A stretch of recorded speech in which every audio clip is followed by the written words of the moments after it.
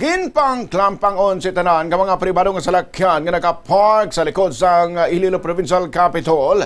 Bisan nga may signage pa nga no parking.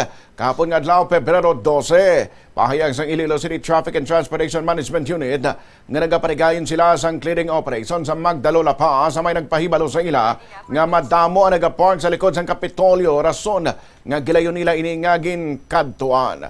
Nakitaan sa maining 11 ka pribado nga mga salakyan. Sa din gilayon nila ining ginpang clamp.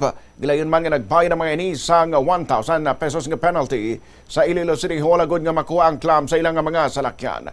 Sunod naman sa matag-iya sa nga mga salakyan nahimo nila nga magpark sa mga area bangod nga mayara sang nagpamaypay sa ilang nga pwede magpark sa lugar. Sa interview naman sa nga Bombo Radio kay alias Inday nga isa sa mga nagpapark ay ginpahayag nga dugay na sila nga nagabulig sa mga tagiyas ng salakyan sa pagparada sa ilang mga salakyan sa lugar. Nang pahayag naman ini nga ilaman ginahambala ng mga tagiyas ng salakyan nga hindi anay paghalina ng ilang salakyan kagulaton lang nga makagwa ang iban nga mga nakapark sa sulod sa nga Capitol Grounds. Ano lang po ikatawag ka? Nga dahil maparking kami sa lingkod, hindi ka mo da pwede ka parking. Ulat lang ka mo dira ka mo anay, tapos hindi ko lang pagpanaugi.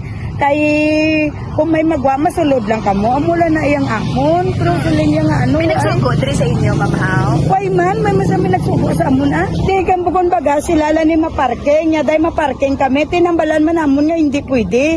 Hindi nyo lang pagbayai, ulat-latan nyo lang may masulod. Pero di wala mo kami nagabang gatimay niya tag 15 minutes. Yung kung yatag yung malang, di mo mula na ginabato namon.